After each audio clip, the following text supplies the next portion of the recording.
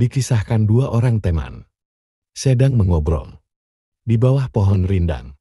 Abdul dan Botak namanya. "Dul, sekarang ini desa kami sedang kekurangan air."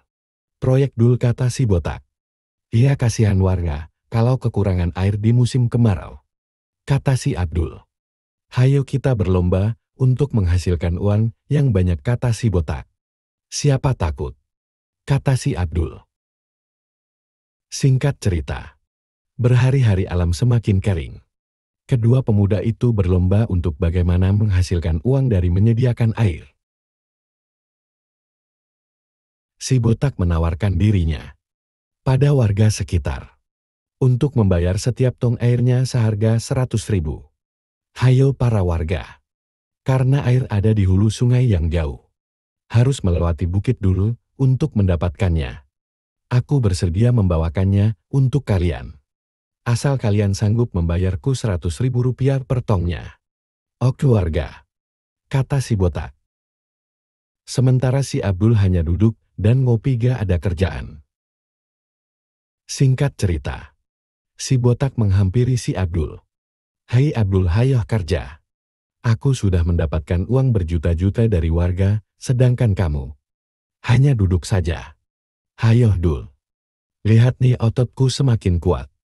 Sedangkan kamu makin loyo aja."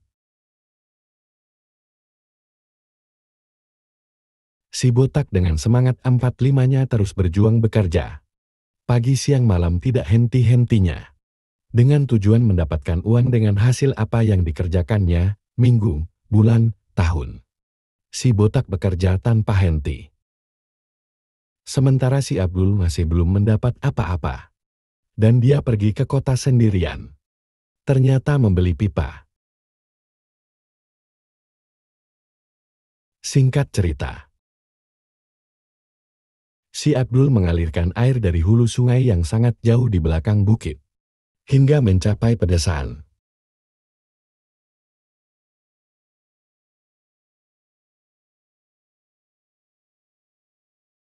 Sementara si Botak makin hari makin lemah tenaganya, sehingga kelihatan badannya semakin kecil. Karena tiap hari mendambakan uang yang banyak dengan menjual jasanya pada warga. Singkat cerita, si Botak jatuh sakit, sehingga tidak bisa bekerja lagi. Sementara si Abdul dengan bahagianya duduk di depan tong yang tak henti-hentinya mengucurkan air. "Hayo siapa lagi? Siapa lagi? Siapa cepat? Dia yang dapat. Bawa uang. Ambil airnya. Hayo hayo." Dengan kerja cerdasnya, si Abdul menghasilkan uang dengan sangat banyak. Dan berpikir mau rajin menabung. Dan tidak sombong. Sementara si Botak dalam keadaan sakit. Dari hari ke hari, kondisi tubuhnya semakin menyusut. Kurus dan semakin kurus. Oh no! Demikianlah cerita inspiratif dari si pekerja keras menggunakan otot dan si pekerja cerdas si tukang ngopi. Mata kulah pou ngopi, meh otak jadi cerdas WKWKWK. Begitu kata si pembuat cerita.